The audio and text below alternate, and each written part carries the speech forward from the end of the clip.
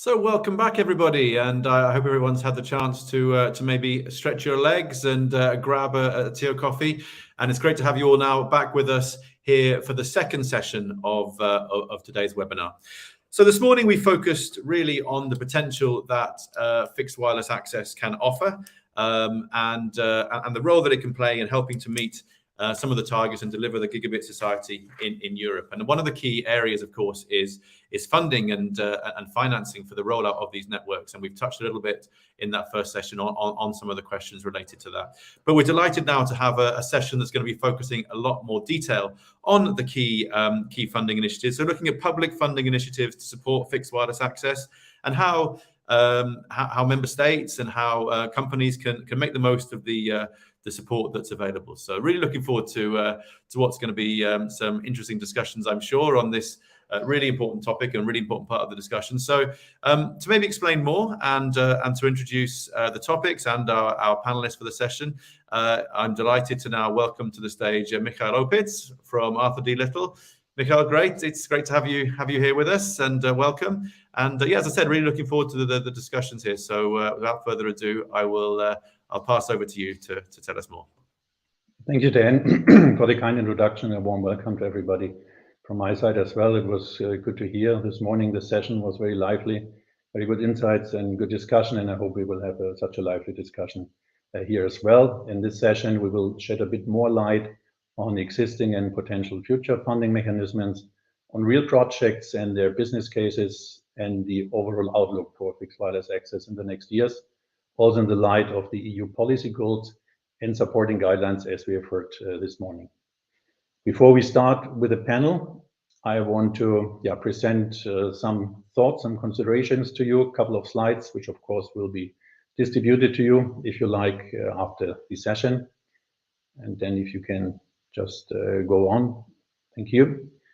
So fixed wireless access, as we heard this morning, is not a new technology, but I still want to give a bit more background and explanation to set the frame for our discussion. As you know, it's a hybrid system of wired and wireless networks to offer fixed broadband and potentially also ultra broadband or gigabit broadband services. So normally the BTS, the tower, is connected with a fiber backhaul. Alternatively, sometimes it's also just a radio link serving as a backhaul, but then the signal is distributed to a CPE, a receiving antenna, and then distributes it to the user's home. I have here the definition of Ericsson, which reads a bit long, but I think it's very precise. It's a connection that provides primary broadband access through wireless wide area mobile networks enabled customer premises equipment, and there are a couple of CPEs around, various form factors that can be indoor CPEs, desktop or window, or also outdoor CPEs like rooftop antennas or wall-mounted antennas. And it does not include portable and battery-based Wi-Fi routers or dongles. As we heard this morning already, fixed wireless access solutions are here around for about 2 decades, starting with WiMAX and then gaining much more success with LTE. And now the question is, with 5G being realized and deployed, does that give us the uplift we all want to see in terms of uptake of fixed wireless access, as we can expect a much higher bandwidth and of course better latencies and other parameters which we'll talk about. As of today, we see fixed wireless access solution being provided either over 3.5 gigahertz band, the 5 gigahertz band, or millimetric bands like 26 or 28 gigahertz, which of course provide much higher performance possibilities, but we all know that the range will be much lower, the coverage range, and it will be not that easy to be deployed, including the line of sight issues we have. If you go to the next slide, please, Dan. Couple of considerations why performance is picking up and why that might give new and additional potential to fixed wireless access. We all know that 5G provides a much higher spectral efficiency, and with the millimeter wave bands, the available spectrum is just much higher.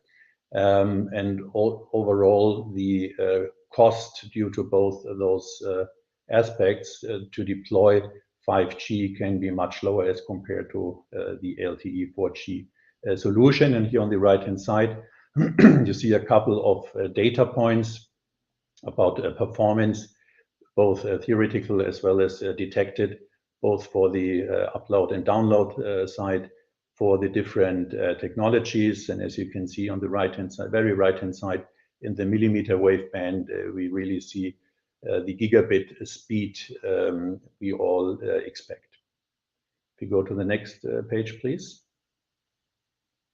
This is a consideration about cost of deployment. This is, of course, very aggregated figure. There might be different figures around, or you may have heard about different figures, but when we look at rural and urban areas, then we see that the cost for deployment will be dramatically reduced with fixed wireless access solutions, which is pretty clear because you do not have to dig all the access to the households to connect the households with fiber, which may turn out to be extremely expensive depending on the soil you have to build. So certain areas are just very unattractive for fiber deployment. And both for rural and urban areas, you can see a high cost advantage of fixed wireless access solutions, which demonstrate and underline that it's from a cost perspective really attractive. And we will discuss what does that mean for the market take up and attractiveness. If you go on to the next slide, please. Here we see the go-to-market models or the different use cases. They were also mentioned this morning already. It can be used for urban densification, where you overbuild or try to overbuild existing other technologies, including FTTX areas.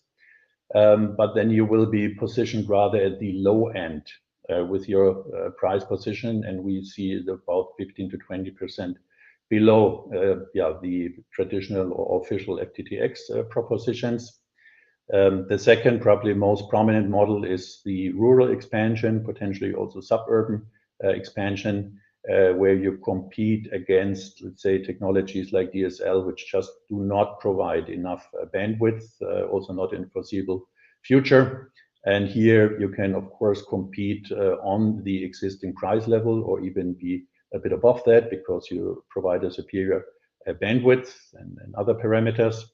And also heard this morning, there's also this temporary fixed wireless access offering, which may be used, for instance, if you want to preempt a competitor building out an area and you try to find customers to this solution and avoid them to migrate to another technology. But we also had other use cases this morning, like the Airbnb housing. And there we also see a bit of pricing points below the traditional propositions. If you go to the next slide, please.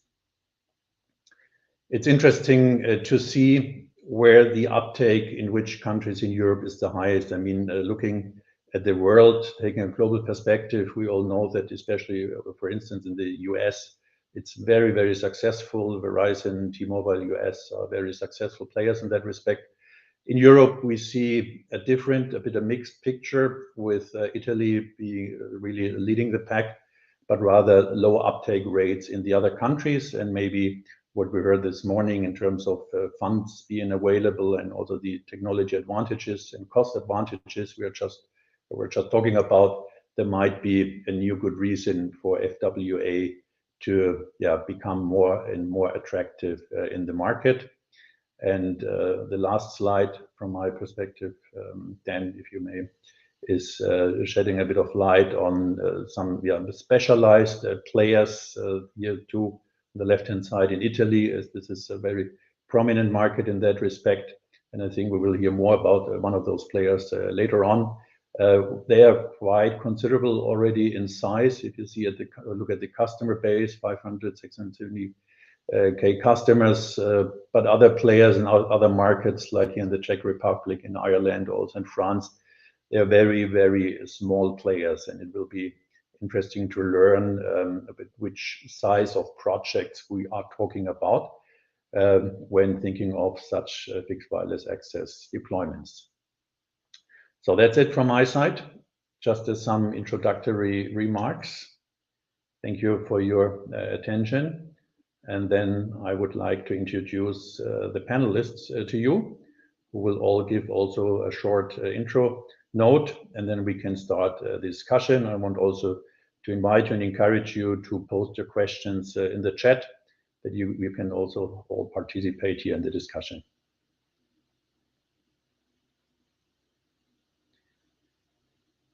So I think Harald Gruber should be first coming up and presenting some introductory slides. Harald, a warm welcome to you as well. Good to see you again here on the stage. Harald is the head of digital infrastructure division at the European Investment Bank, and so very close to the market in terms of which kind of business cases do you see, which kind of deployments do you see, and really looking forward to your introductory remarks. Over to you, Harald. Yeah, thank you very much for giving me the opportunity to address this audience.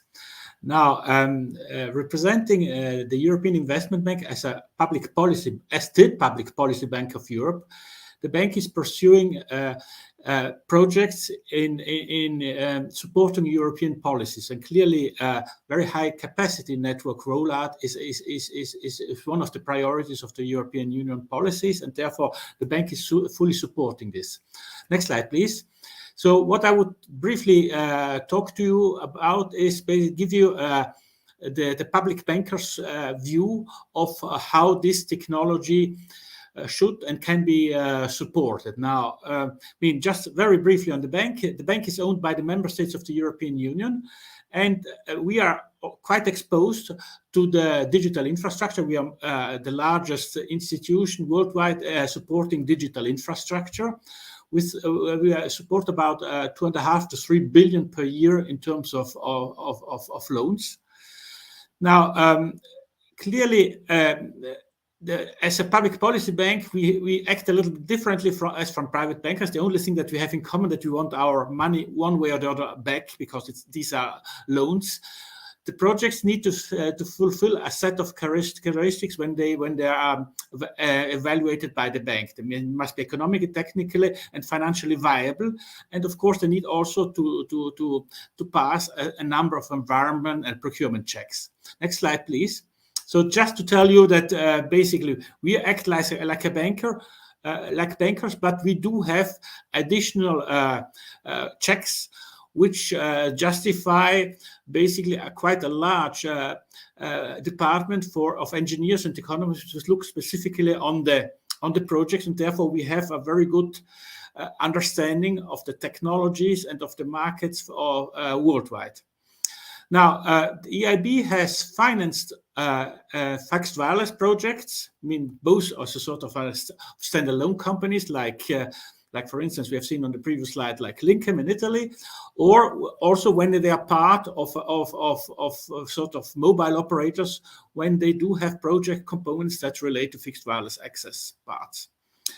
Now, from our point of view, fixed wireless access is a very useful technology, especially when it has to satisfy certain niche needs. I mean, we have seen before, so Michael's presentation, that they can be act in a very good complementary way to basically 5G and fiber to the home rollout. So they could, in principle, very efficiently cover areas which are very rural, so basically with very low population density, or which are in other ways very difficult to cover, or which only need sort of a temporary coverage or once in a while coverage. So it is a very flexible technology from our point of view, and it can be a good tool in the toolbox for very high capacity networks as foreseen by the European policies. Next slide, please. I mean, well, last but not least, fixed wireless access also fulfill the Paris, it's so-called Paris Alliance, because the bank is now basically closely following up on Paris alignments. All the projects that the bank is financing, because it wants to be the climate bank of Europe, also need to fulfill those criteria. And fixed wireless access passes that criteria. Not all telecom technologies pass that criteria, by the way. Now, in terms of what is the market potential, I mean, it is tendentially fairly large. It may sometimes be only temporary, but nevertheless, it is fairly large market potential there. Because what we have done is we have basically evaluated the investment requirement to fulfill the gigabit for society for Europe targets in the European Union. And the amounts are quite sizable. Now, this graph somehow depicts the setup where it needs to be done. And if you look at where the arrow is, so basically more the rural sites, you can see that investment requirement is fairly large. I mean, it's for all technologies, but I believe that a substantial chunk can be also filled out of that by fixed wireless access technologies. Next slide, please. Now, the EIB is basically supporting projects. So in that sense, we are looking, when we talk about fixed wireless access, they use typically 5G frequencies. So we look at 5G projects because they are sort of the complement of that. And the bank is fully supporting projects in that field, both from the development of the technologies up to the network deployment. And I mean, all stages now are basically in action, because 5G networks are being rolled out, along with it the fixed wireless access network. And so we do look now at projects of that kind. Next slide, please. Now, very briefly only here, it's a complicated graph.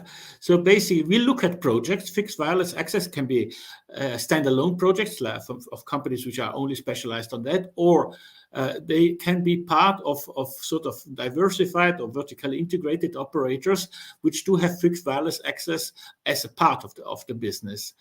Now, what we look now is we look at a project and to see to what extent such projects can be supported by resources that have been made available from EU resources, like resilience facility or Connecting Europe facility, also InvestEU. So basically, we do very often combine the different types of financing. And we can combine them, or also we can approach such project on basically on own resources of the EIB resources only. It depends a little bit on the mix of the risks profile and the promoters, and it will be dealt in a sort of a case by case. And basically, what matters here is when we look at the project, what is the risk profile of the project, and what is the size of the project, and depending on that, and this is the box on the bottom, it shows that there are different financial tools which can provide the financing. Next slide, please. So to conclude, fixed wireless is, in our view, a part of the 5G expansion, and therefore it is fulfilling the gigabit society targets, and therefore fully supported by policies. It is a sort of a natural evolution of the technologies. There are high investment needs, and part of it can be carried by fixed wireless access, and especially in rural areas. And they need to be supported by projects in that field. Last but not least, there's also a considerable attention to be brought to cybersecurity aspects on the type of suppliers that are being used. But these are all parts of the due diligence of the bank. So I will stop here for the time being. Thank you very much.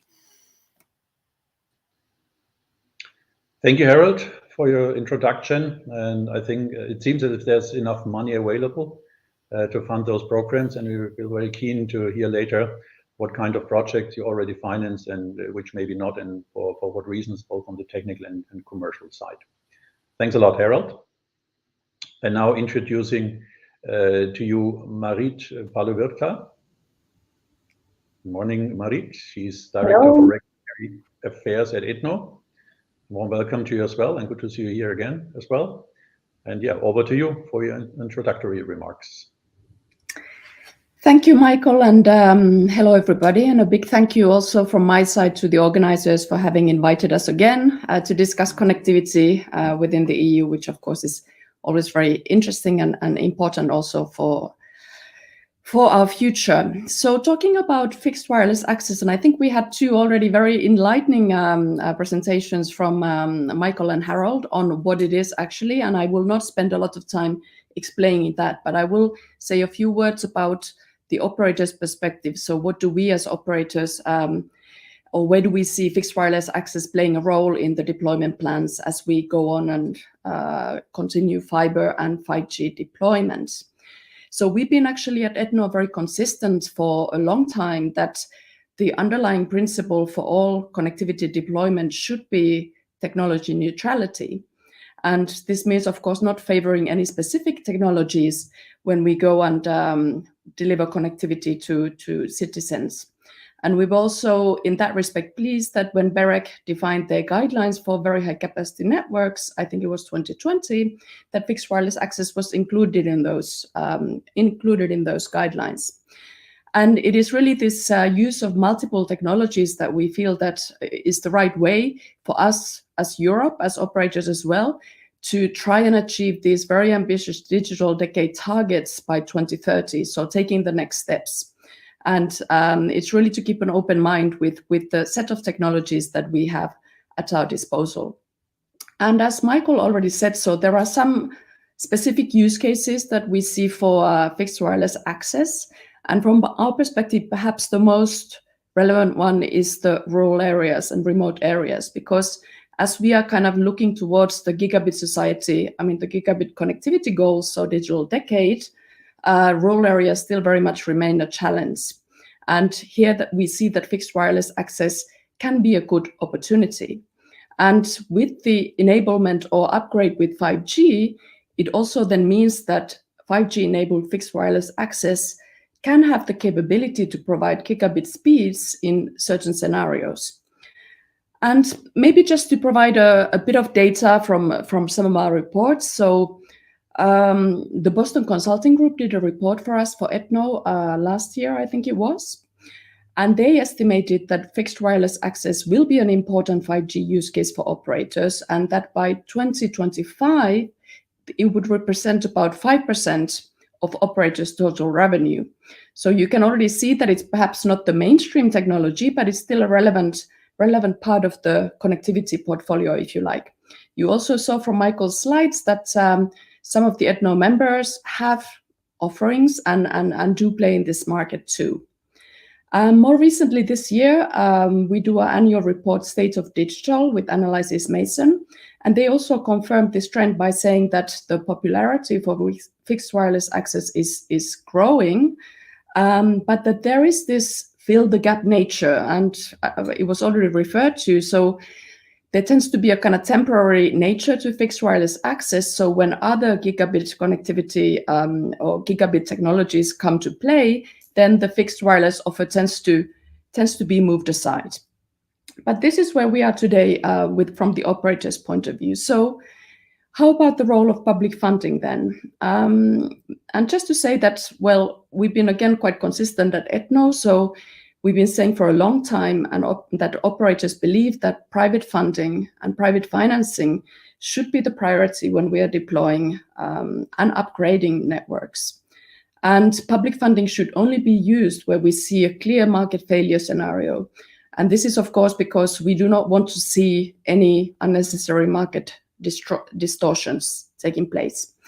And if you think about market failure areas in the EU, then there is, of course, an overlap of those rural and remote areas where we often don't see a business case that would justify a gigabit investment from the operator's side.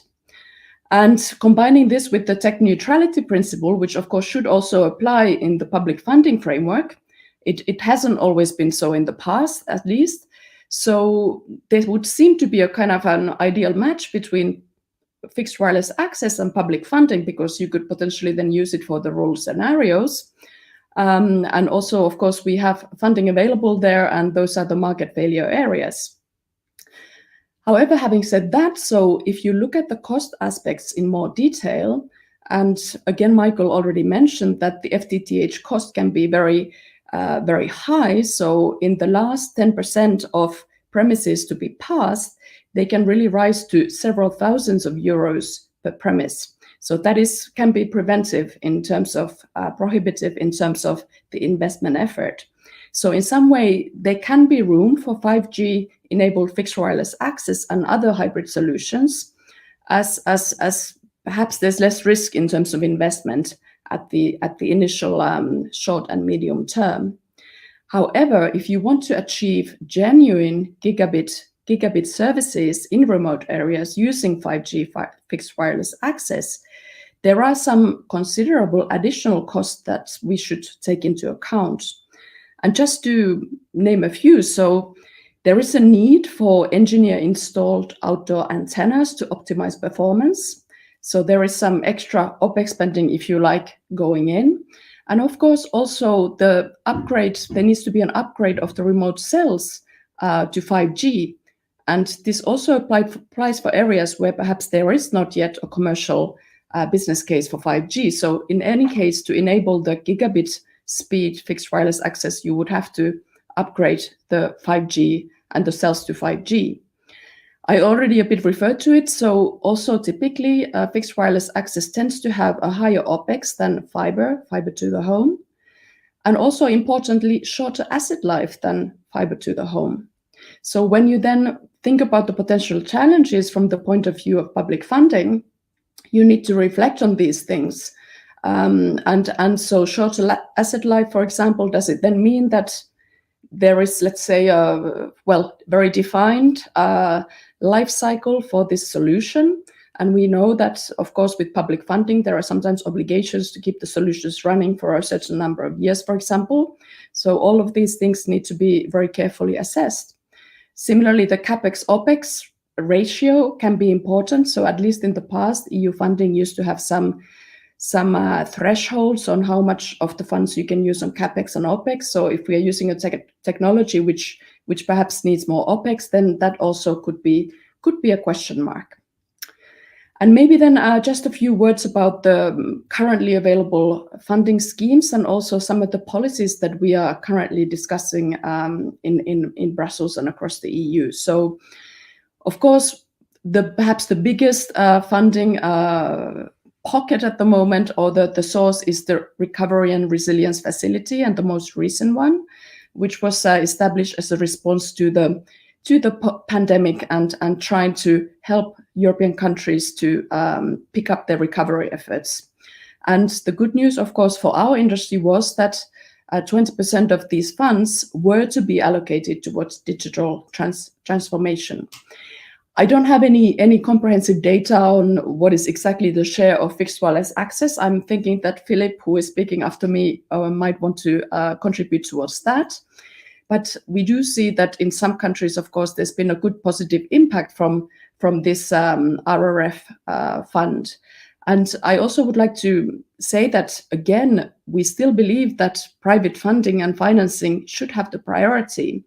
And in a way, it's been also good news that we see that some of these funds have been used rather for digitization of the society, for demand generation, for skills, etc. Because even though it doesn't directly contribute towards the infrastructure, it does reinforce the connectivity ecosystem at large. So especially then, potentially being an indirect solution also to boost connectivity in especially rural areas, etc. So we could be thinking about, digitized agriculture, for example, etc. That could then boost demand in the rural areas and the areas that are currently perhaps considered as market failure areas.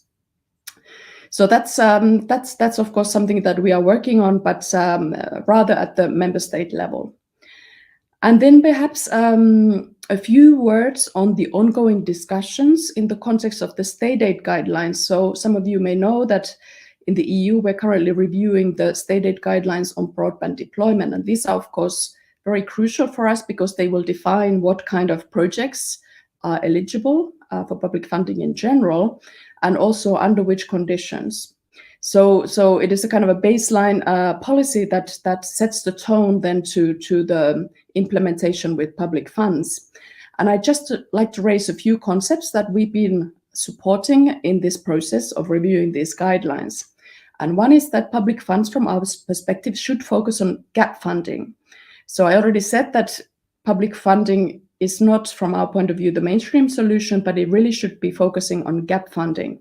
And this is then indeed to counter the risk of market distortions, but also increasingly overbuild.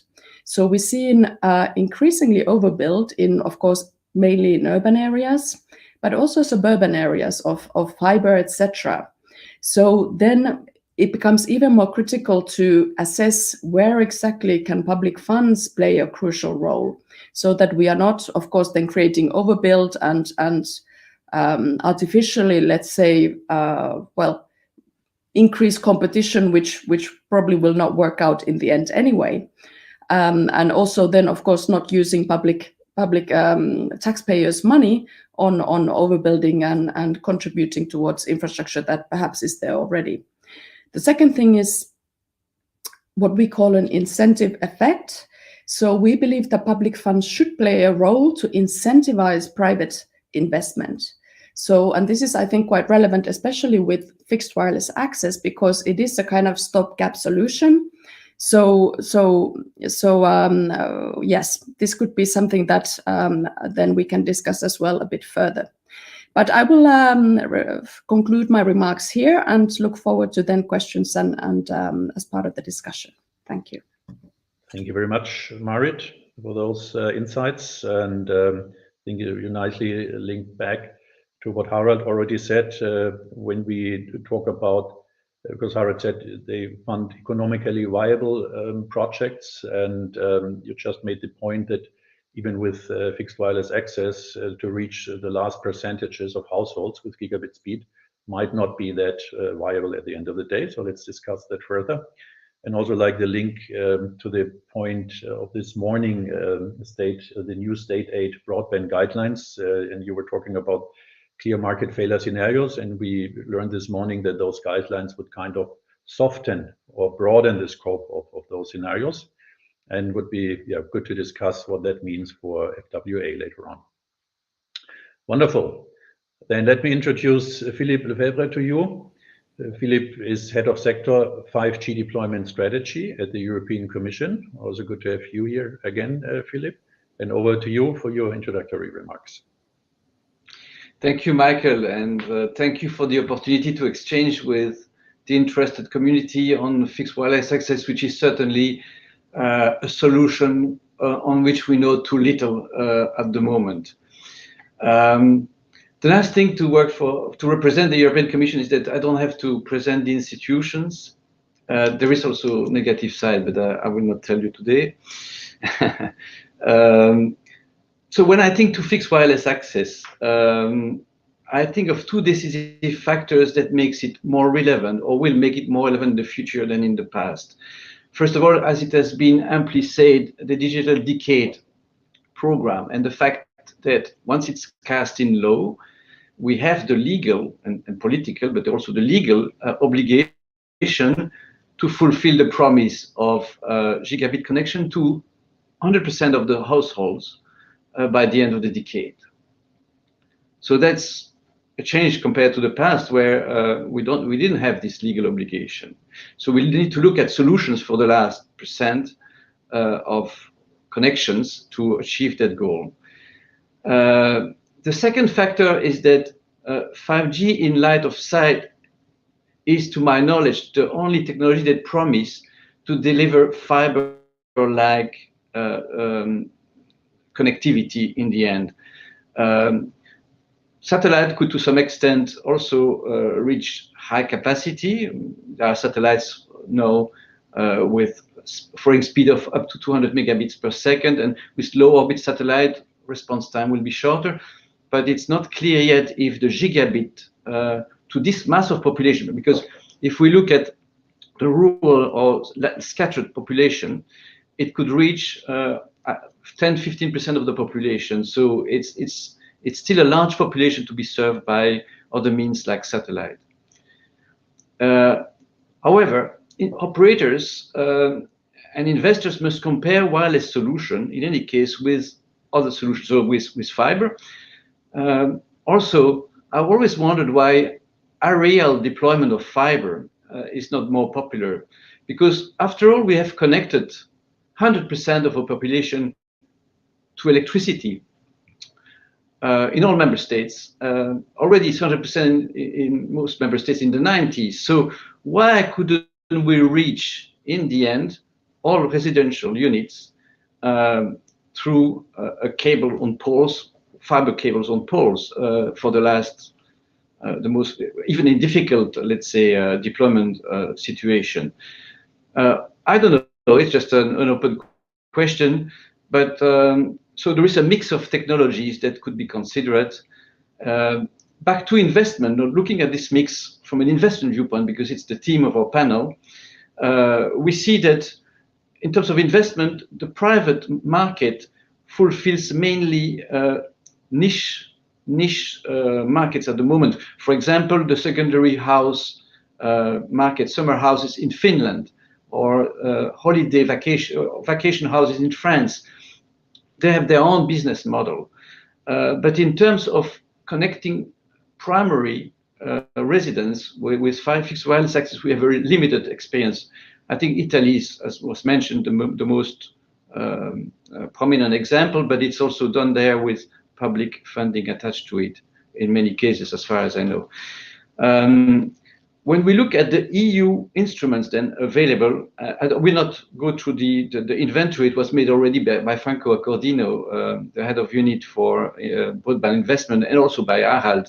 So we have a range of investment, but I looked at how they have been used in the past, and I must say that, for example, if I look at the regional funding and agricultural funding, also agricultural fund for regional deployment, I see no fixed wireless access project at the moment. There is one pilot in Spain, in Galicia, already based on 5G, but this is really the only example I could find there.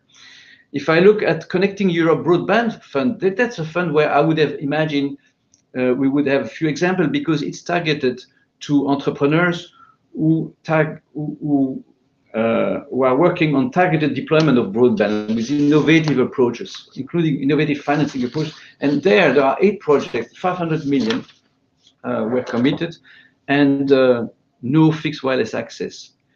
So net, it seems that in Europe we are far from the situation in the US, where you have 4 million residences connected through fixed wireless access.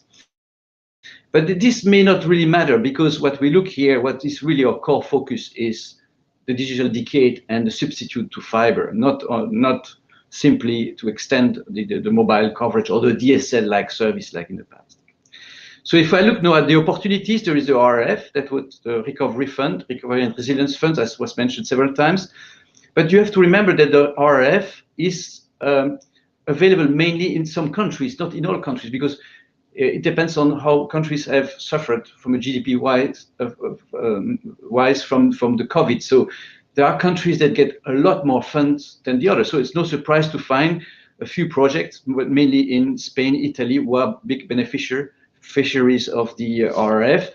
But even there, I see Italy, for example, plans to finance gigabit connectivity to at least 8.5 million units by 2026.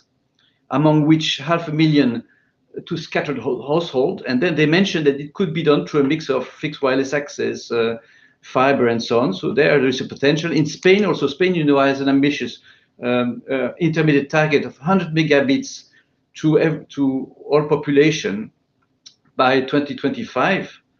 And there you can see that they call for project already in gray and white area with symmetric speeds of 300 megabits per second. But we can expect that the next round may show then in the rural deployment some applications. For example, there is a plan to issue vouchers to 125,000 residents to connect, and also 11,000 SMEs to connect very remote residential units.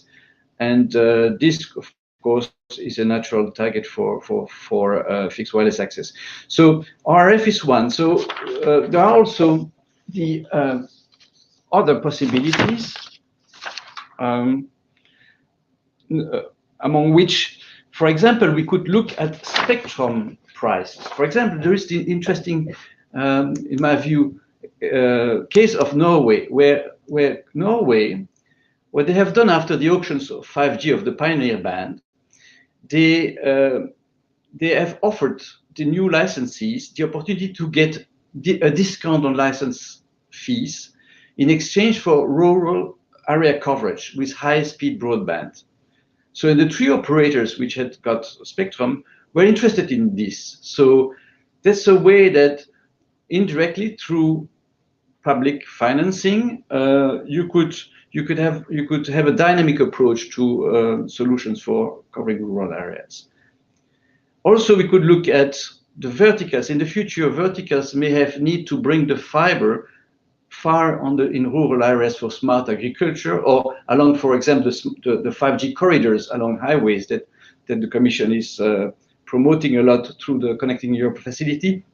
From there, you could imagine extensions to residential areas around these areas of economic interest. Finally, the fiber would be financed through economic to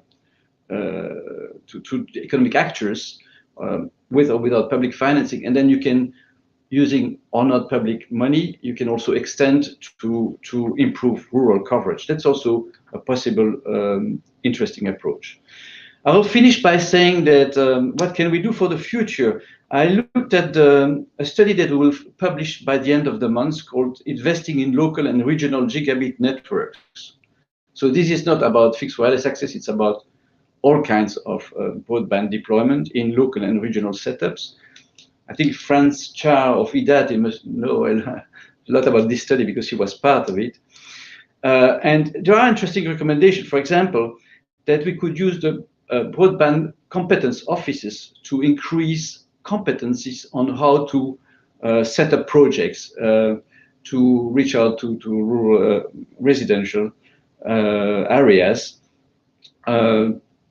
So not only technical, but also financial competences.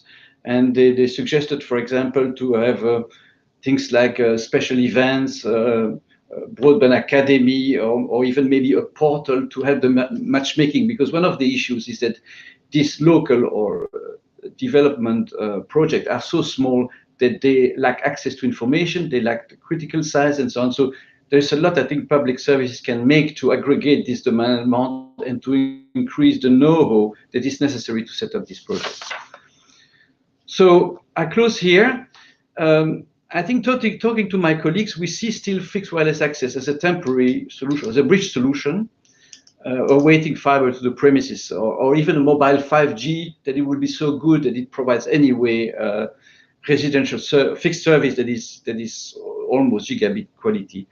But this is a technology that has still to prove its effectiveness. But 5G, as I said, is a game changer, and the jury is out now. Thank you.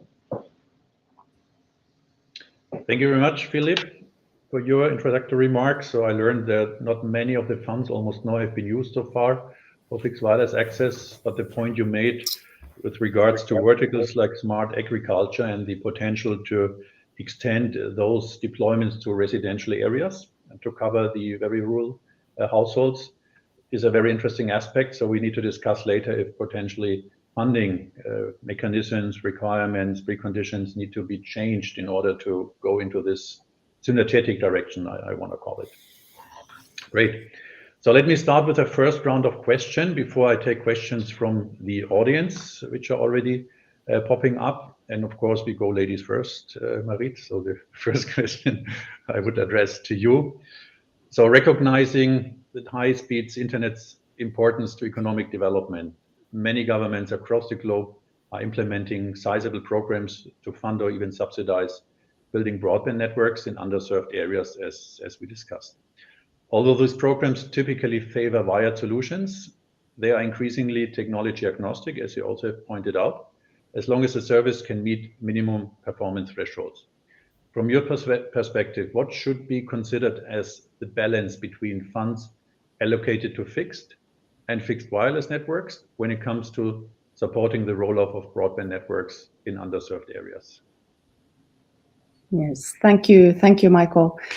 So I think indeed I did already touch on some of those points, and I think you said yourself that the key principles still should still be the technology neutrality, and I think it's we shouldn't be thinking that the funds is just an instrument, a means to an end. So what we need to really see is what's the demand in a specific scenario, and if it's a rural market, for example, what could be the best solution for this community in the immediate term, but also in the longer term.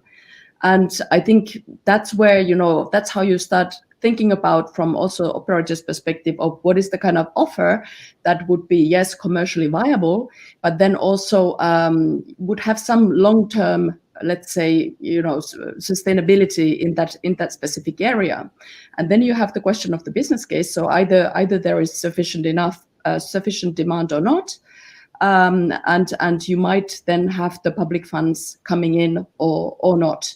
But the premise, I think, would be to analyze the demand in these areas rather than jumping into immediately with the public funds offering in a specific area. And you may know that we also, as part of the European Code of Communication, so the operators have a mapping obligation.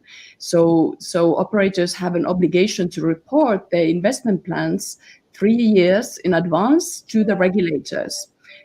Exactly, so that regulators then have a bit of an overview on who is planning to invest where, etc., etc.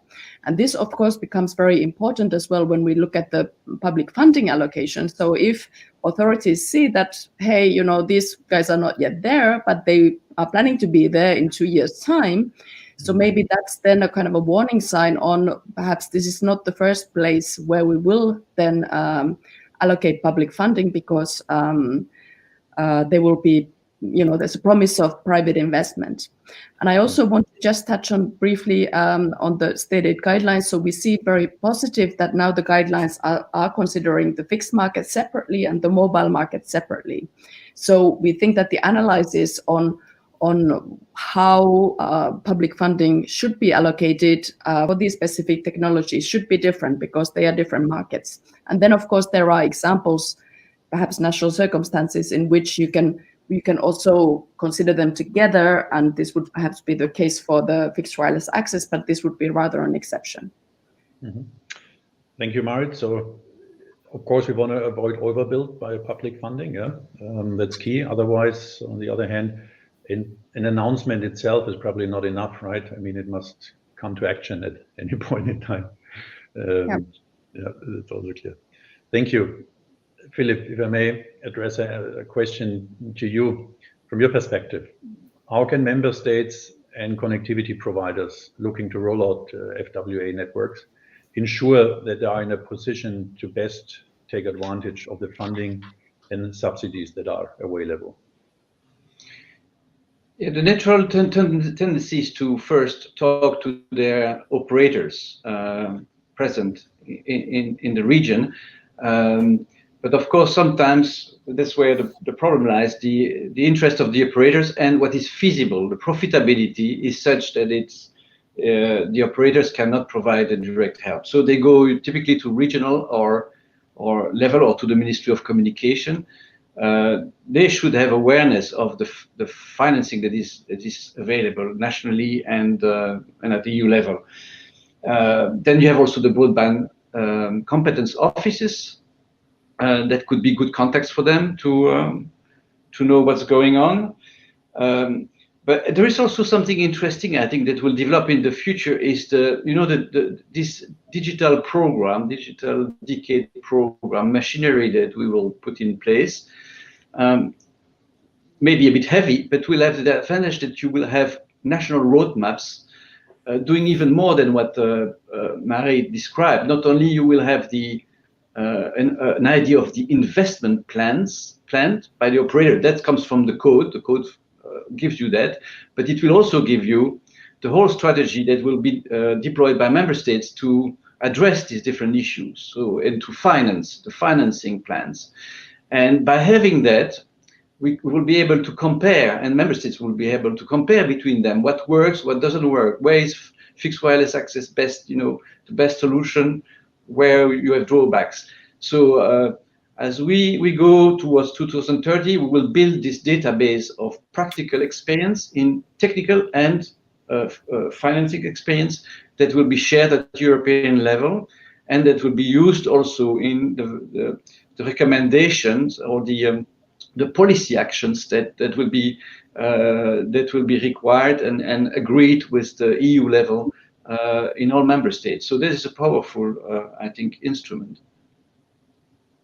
Okay, thank you very much, Philip.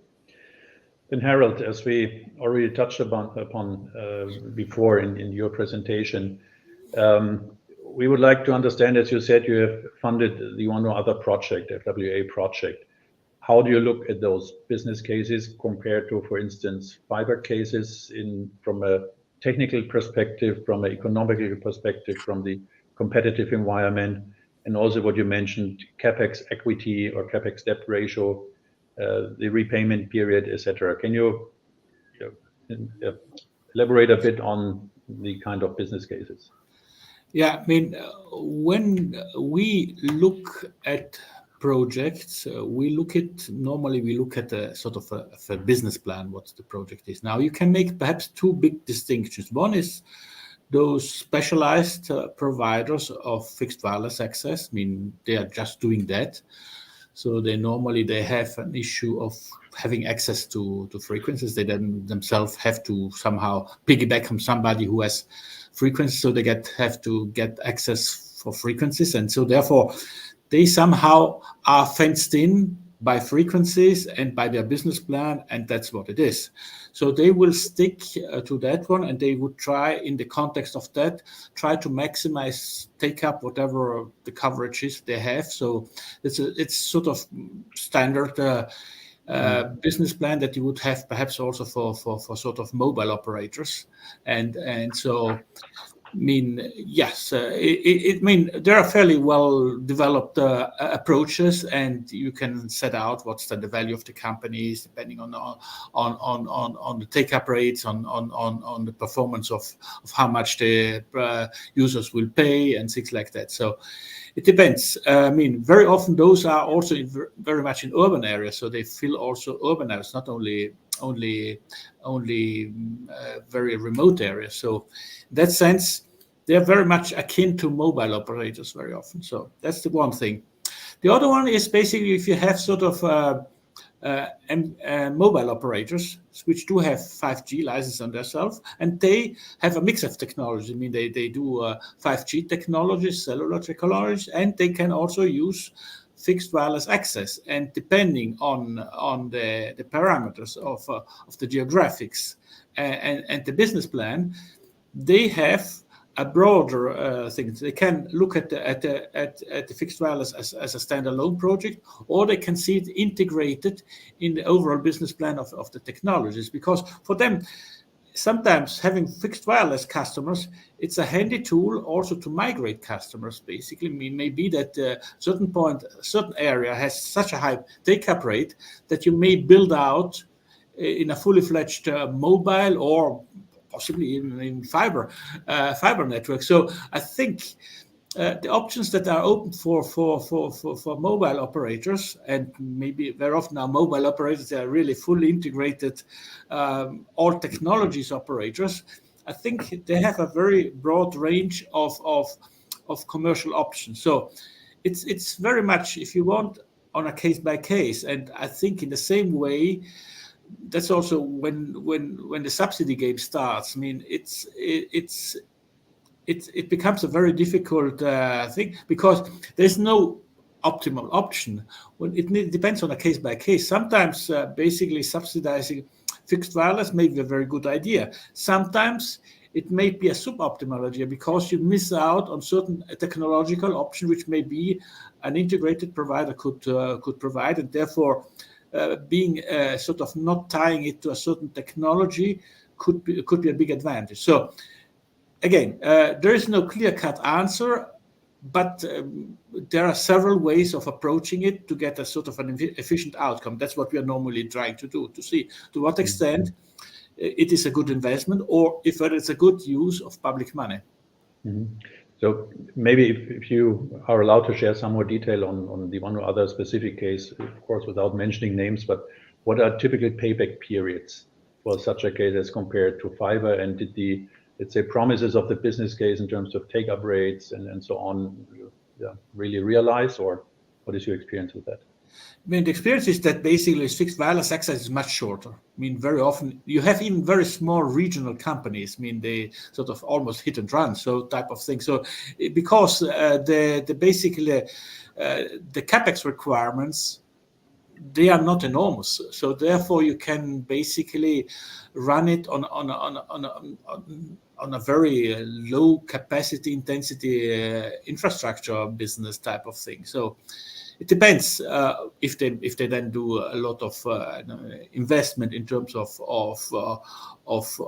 marketing. Then of course then it changes. But purely technology investment, it's overseeable. So the more is basically on the marketing, on getting basically the customer equipment out to the customer, and basically having technologies for keeping customers locked into a sufficiently long time.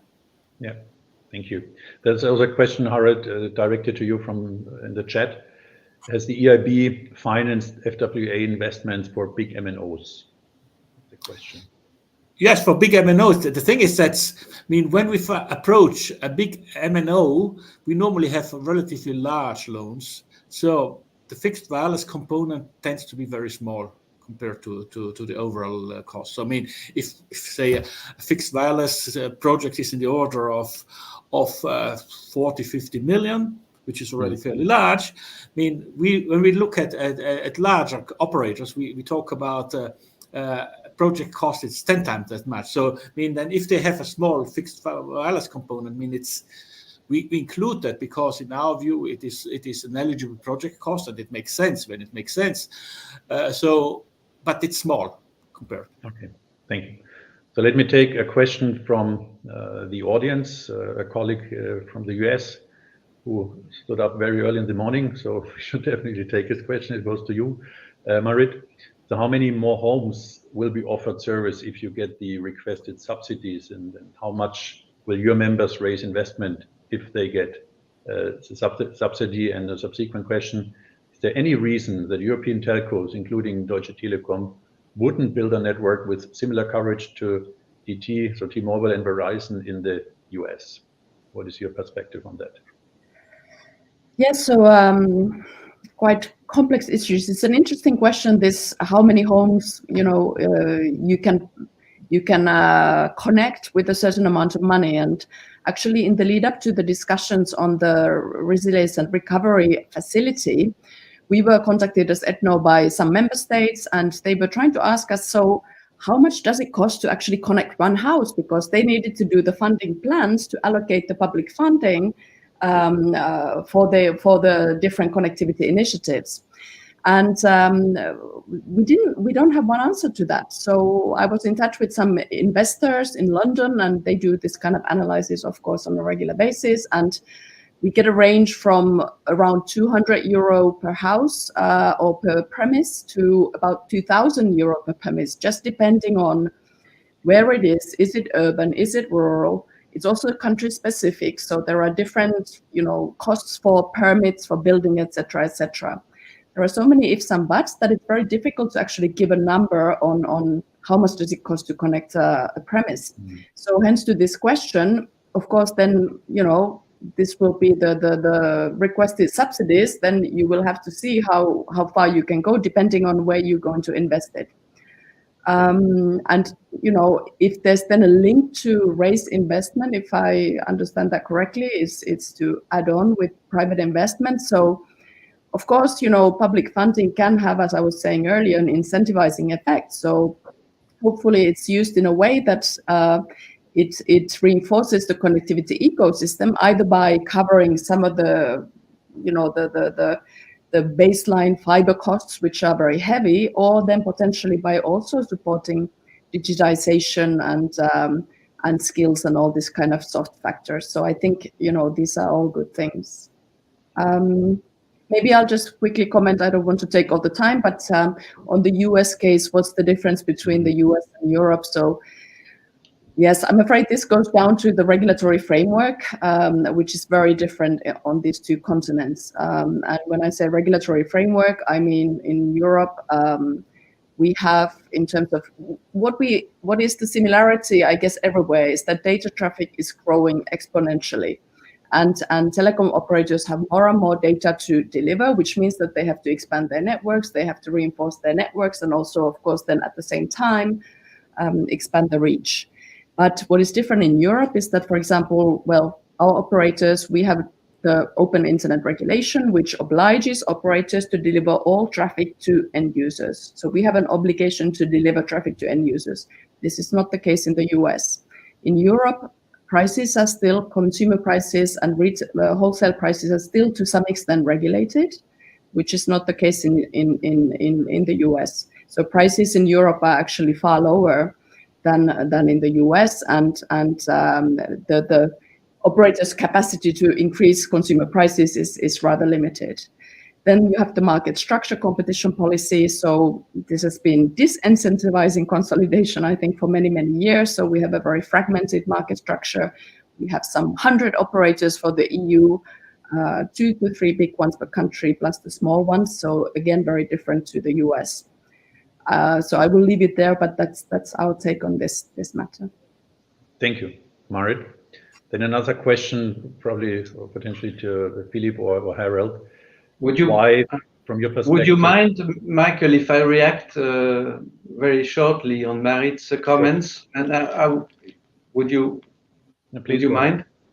And I will not redo the Ethno conference on fair share by OTTs and so on, which is a very important and valid topic.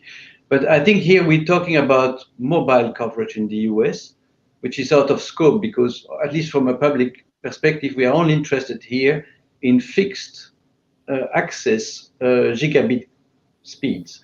And in the US, we have looked also from a mobile viewpoint, through the 5G observatory, but also through direct data, at the quality of service.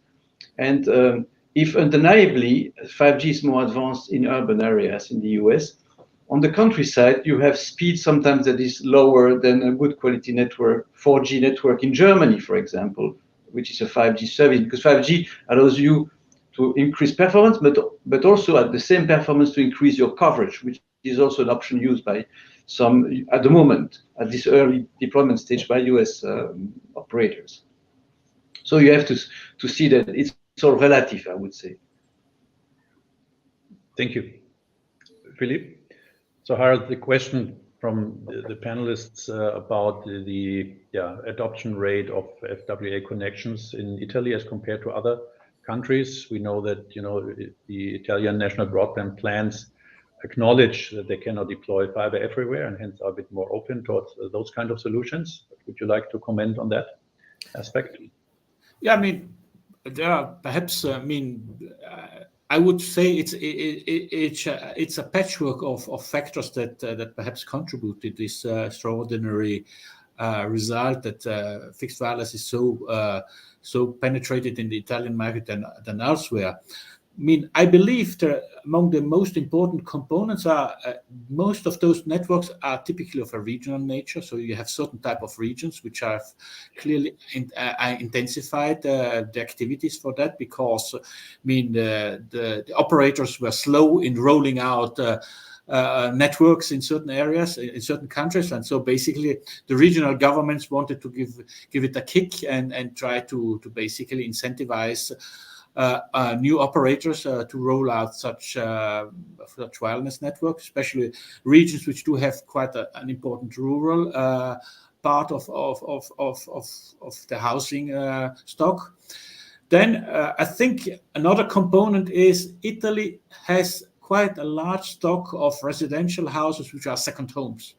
So it could be it's a very handy technology to cover that because you can write relatively flexible contracts. So basically you pay by the month. So you only if you pay only the months that you're using the network, and so this can be this is a very attractive proposition, especially in such a context when you have to go for holiday homes and things like that. And yes, and then in part it's also a pricing issue, but generally the pricing in Italy is very competitive. So I think it's less the pricing issue; it is just the delivery of all the availability, because the other networks are not available to the extent or to the performance that is desired, or basically to the convenience and flexibility of the contract. Okay, thank you. Then one last question to you, Philipp, before we come to our concluding remarks. You said before that there are very interesting use cases like for verticals like smart agriculture, which could then be extended to residential areas to provide better coverage. We learned there's enough funding available, but do you need criteria to get those funds need to be changed over the next years to allow also for those kind of projects, or do you think everything is already in place? I had an interruption of 5 seconds of sound, so I didn't catch your last. Okay, the question was, you mentioned before that FWA might also be deployed for verticals like smart agriculture and then expanding it to residential homes. And we know that there's enough funds available.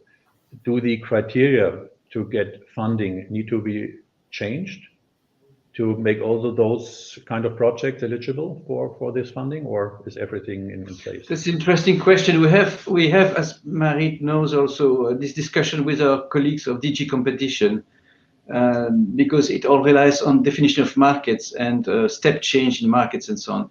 But insofar as there is no public financing involved, I mean, that's a commercial opportunity for these operators to open up probably to residential service if they bring 5G for other purposes, for smart agriculture or whatever usage. We had a kind of concrete case which was not fixed wireless access, but it was in the context of CEF, Connecting Europe Facility funding of 5G corridors, whether or not the operators could use the same infrastructure, which is so partially publicly financed, to expand mobile coverage around the highways, potentially in competition with other operators. And as you can imagine, this is in principle not possible. So there is a lot of, let's say, I wouldn't say education, that would be condescending, but there is a lot of thinking that has to be done in terms of competition, of state aid criteria to optimize this possibility. But from a technical viewpoint and an economic viewpoint, it's a no-brainer. The more you have the fiber everywhere, the more you have opportunities to connect also residential areas, including through fixed wireless access. Fixed wireless access is a bit like, this machine to put nails on the wall that you have to fix on the wall with 2 nails. So in other words, fixed wireless access is only good if you have fiber next to it. So it would very much depend on the fiber network. Yeah. Yeah. Thank you, Philipp. That brings me to a final question to each of you, with the ask to answer it by 30 seconds maybe. So which role do you see fixed wireless access playing in 2030? Marit, ladies first, of course. Well, potentially still important, but perhaps marginal. Okay, thank you. Harold? Yes, I tend to have the same approach, because I think by that time there will be sufficient money being spent on basically rolling out infrastructure so that this niche technology has a relatively small market. Okay, thank you. Philipp? I think I'll conclude by a joke. I hope that fixed wireless access is not like Brazil. It was the technology of the future. It is the technology of it. It will always be. But I would also bet on my aerial deployment of fiber. I don't know why we never speak about that, but there must be a reason. Okay. Thank you. Thank you very much all for this fascinating discussion and your contribution. I think it was a very lively discussion. There are a lot of topics we could talk about even longer, but we're running out of time. So thank you all.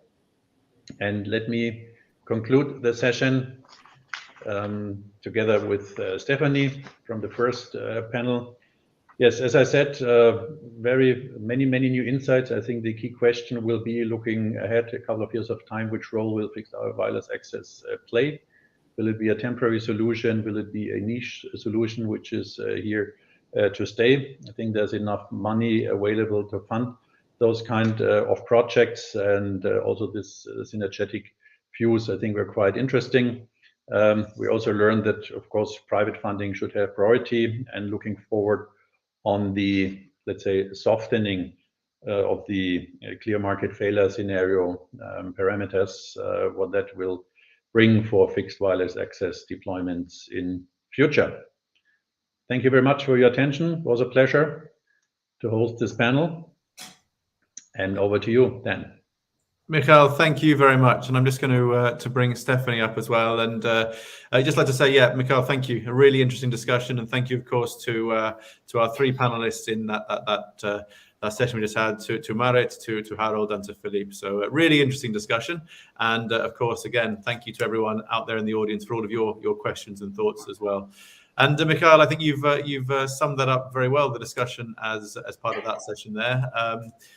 Maybe, Stephanie, I can pass to you to give maybe some concluding remarks or concluding thoughts that you might have from your side with the earlier session that we had today that you're involved in, or more broadly on the discussions that we've had.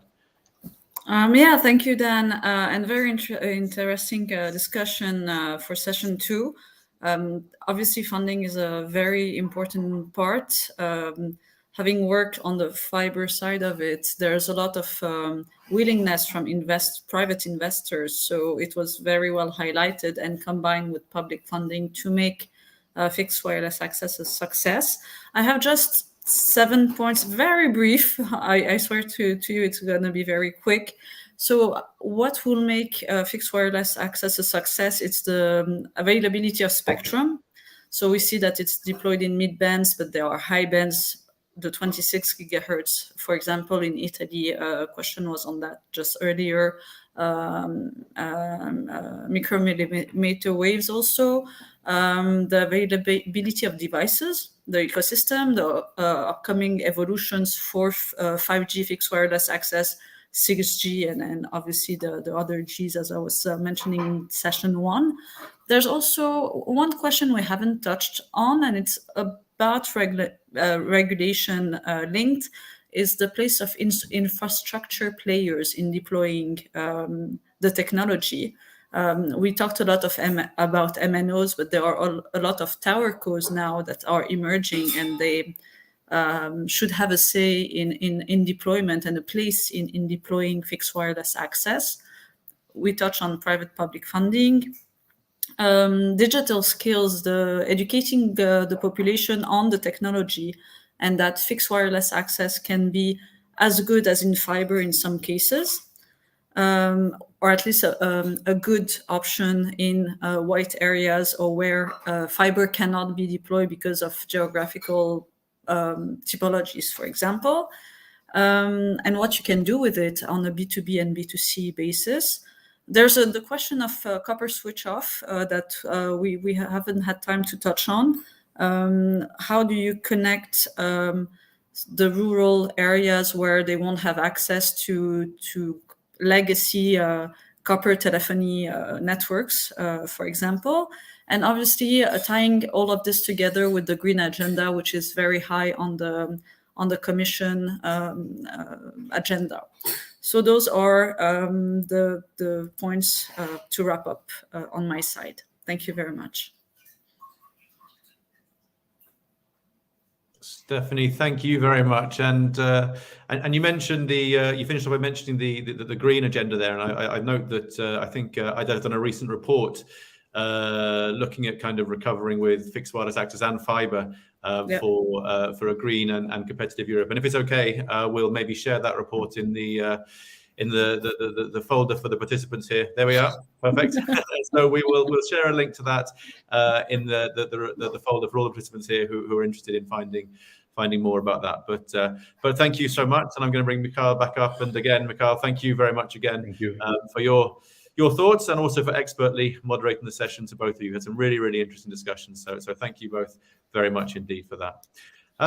So we've heard some conclusions from Michael and from Stephanie there, and I think they've wrapped things up very well. I mean, maybe just a couple of final thoughts from my side as well. So I think we've had a really, really interesting 3.5 hours or so, and we fitted a lot in. We've heard about the potential of fixed wireless access, and we've heard a number of different examples in countries, in different member states for the extent to which it has already been rolled out. For example, Finland, Norway, possibly we heard in the first session it's more advanced in terms of the rollout, and maybe less so currently in Greece, although we did hear from Kostas about the potential that he feels FWA could bring, and the possible avenues that are available to help enable this, I suppose. We heard about how the ecosystem for fixed wireless access is growing. We heard the evolution of technology from Patrick. And also, I think we discovered, it was more than half of LTE operators in Europe have now launched FWA, and it's, I guess, means that costs for both hardware and services are dropping, and hopefully becoming more of a viable solution. We talked a bit about the spectrum and connectivity requirements. Millimeter wave, of course, was discussed as one option. But then there's also the option or the possibility of using the upper 6 gigahertz band for the technology. But that, of course, depends on some of the discussions which are taking place both within Europe and elsewhere in the world at the moment ahead of WRC 23 with regards to whether that spectrum is made available on a licensed or an unlicensed basis. But again, something else that came into the discussions. And then in the second session, as we've just heard from Mikhail, we moved on to focus more on different funding mechanisms that are available to help roll out fixed wireless access and other technologies to meet these targets that have been set in Europe, and also specifically, I suppose, to help provide broadband connectivity in those commercially less viable areas, so rural, sparsely populated scenarios and things like that. And we also heard the very welcome supportive position from Harold of EIB to help co-finance investment. So I think overall the conclusions that I can take from the event is that it seems that FWA has a huge potential if taken as a supplement alongside 5G and other technologies to contribute to the achievement of the European connectivity targets that have been set. The fact that it's been recognised by BEREC as a very high capacity network, it means it qualifies as for funding as part of many different mechanisms that are in place to deliver the gigabit society. But it seems that there's only limited examples of this being taken advantage of with the public funding that's available, with the Connected Rural Broadband Fund, RRF, and more. So hopefully platforms like this are helpful in raising the awareness of some of these public funding mechanisms that are available and of how to access those. So I think that's just about it. I'd like to once again say a very big thank you to all of our sponsors, all of our partner organizations for the event. Of course, all of our speakers, our panelists. We've had some really, really interesting discussions as I've just mentioned. And of course, to all of you out there, really appreciate your involvement at the event, and very much appreciate all of your comments and questions and the contribution that you have made to the discussions as well. So thank you all very much.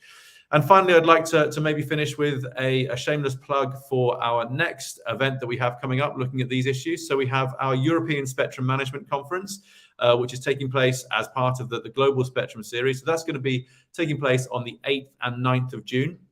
You are going to be able to access that virtually. It will be happening as a virtual event, but it will also be happening in person in Brussels. So we encourage as many of you as possible to hopefully come and join us in Brussels. It'll be the first time in 3 years, for obvious reasons, that we've had the chance to get together in person. So really hope that as many of you as possible are able to join us for that. And we're going to be looking at, I'm sure, fixed wireless access and a lot of other connectivity issues around spectrum management and things within Europe. So I hope to see many of you there. But for now, thank you all so much. Really appreciate all of your participation. Have a good rest of the day, and look forward to hopefully seeing you again very soon. Thank you, everyone.